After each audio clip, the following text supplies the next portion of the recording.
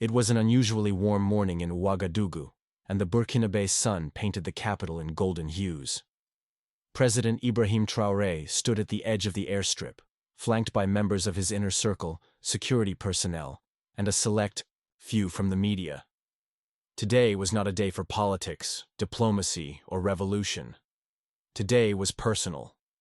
His fiancée, Amara Weston, was arriving from the United States, a woman unlike any he had ever known.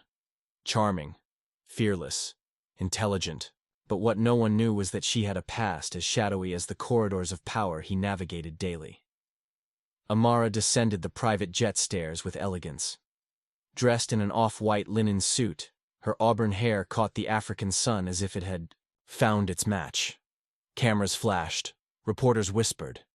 It was an image for the history books, a leader of one of Africa's boldest revolutions, welcoming his future wife from the West.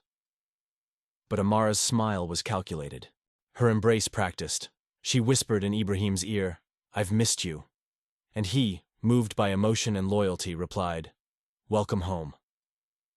What no one saw was the man in the background, a tall figure in sunglasses, observing from a distance. He wasn't part of the presidential security nor the press. He was CIA and Amara's handler. 3 weeks later, Amara had adapted quickly to the rhythms of the presidential palace. The public adored her. Her speeches about cross-cultural unity and empowering African women won hearts. But behind the veil of smiles and humanitarian charm, she was working nights in secret. Inside her private chambers, she accessed encrypted files through a satellite link. The operation was called Project Sable, approved months ago in Washington. The goal was simple: gain Traoré's trust, gather internal intel on Burkina Faso's military strategy, energy negotiations with Russia and China, and most importantly, his plans to unite the Sahel against Western influence. But things weren't going according to plan. The more time Amara spent with Ibrahim, the more she saw the complexity behind his revolution. He wasn't the monster Western intelligence painted him to be. He was fiercely loyal to his people, uncompromising in vision, and surprisingly gentle behind closed doors. Her reports to Langley had grown infrequent. The line between her mission and her emotions blurred. One evening, Ibrahim handed her a leather-bound journal, his private writings since the coup. He said, "If something happens to me, the truth must survive. You're the only one I trust."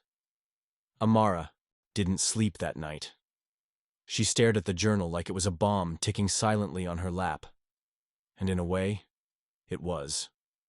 Things began to unravel when General Diallo, head of Traoré's internal security, intercepted a strange transmission from the palace. It was encrypted, bouncing through VPNs, but the origin was traced to Amara's chambers. Diallo confronted Ibrahim in the war room. "Mr. President, I urge you to reconsider this marriage. Her file is not clean. She has ties to intelligence operations." Ibrahim, usually composed, narrowed his eyes. "What are you accusing her of?" Diallo placed a folder on the desk. Inside were photos of Amara meeting her handler in Paris, weeks before her arrival. Satellite images, timestamps, payment records. It was undeniable. That night, Ibrahim walked into Amara's chambers. Without knocking, she was at her desk, midway through what would have been her final report. "I trusted you," he said quietly. She turned, startled, eyes wide. "Ibrahim, please." "Who are you?" he interrupted, his voice hard. Tears welled in her eyes. "At first, I was exactly who they sent, but I stayed because of you, because I saw the truth." "Was any of it real?" he asked. She stepped forward. Every moment. There was a silence between them so heavy, it collapsed the very idea of forgiveness. "I should arrest you," he said, "but instead, I'll give you a choice. Leave tonight, or be buried in the storm that's coming." Amara left the palace that night, escorted by 2 guards. But she didn't board a plane. Instead, she disappeared into the underbelly of Ouagadougou, determined to find a way to make things right. Back in Washington, the operation was deemed a failure. Her handlers issued a quiet disavowal, She was now a ghost. But Amara had other plans. She leaked the entire contents of Project Sable to African news outlets anonymously, revealing how Western agencies were undermining African sovereignty through espionage disguised as diplomacy. The revelations sent shockwaves across the continent. Meanwhile, Ibrahim Traoré stood before a roaring crowd, journal in hand. He read excerpts from his writings, exposing foreign plots, but never mentioning Amara by name. "I trusted someone," he said, "and they betrayed me. But in their betrayal, they gave us proof. Proof that the world still fears a united Africa." The crowd erupted. Elsewhere, in a cafe hidden from the eyes of the world, Amara watched the speech on a flickering television. A faint smile crossed her lips. Her secret had nearly destroyed him, but in the end, it gave him the weapon he needed most, the truth. She took one last sip of her coffee, left a few francs on the table, and disappeared once more, into the shadows she came from. Because some love stories don't end with happily ever after. Some become revolutions. Weeks passed. Burkina Faso was transforming. The exposed Project Sable files had not only stirred continental outrage, but also empowered neighboring nations to question long-standing foreign partnerships. The African Alliance Council, an informal group of revolutionary leaders from Mali, Niger, Guinea, and Burkina Faso, began taking shape publicly. Ibrahim Traoré was now the center of a movement far greater than he had ever intended. But power comes with new enemies. Inside a dark office in Abidjan, a private military contractor named Marcus Stroud reviewed a dossier on Amara Weston. She had become a liability. The U.S. had denied all involvement, but someone had to clean the mess. Stroud was that someone. Former Delta Force, now mercenary for hire. He knew the region, and he knew how to make ghosts disappear. Meanwhile, back in Ouagadougou, General Diallo had grown restless. He had warned Traoré, been proven right, and yet was still kept at arm's length. The exposure of the Sable files had made the president a hero, but Diallo feared that Ibrahim's judgment, especially in trusting Amara, could be his downfall. One night, in a smoky underground bunker, Diallo met with a former opposition figure and several foreign businessmen. "He's a good soldier," Diallo whispered, "but a dangerous leader. If we don't act now, Burkina Faso will become untouchable, and that's bad for business." The table fell into silence. Outside the bunker, a hooded figure listened. Amara. She wasn't done yet.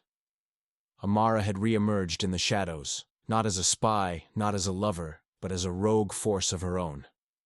With access to deep networks in both African intelligence circles and Western diplomatic channels, she had begun a silent war. Her mission? To uncover the real web behind Project Sable. What she discovered was darker than anyone imagined. There had been plans beyond Traoré.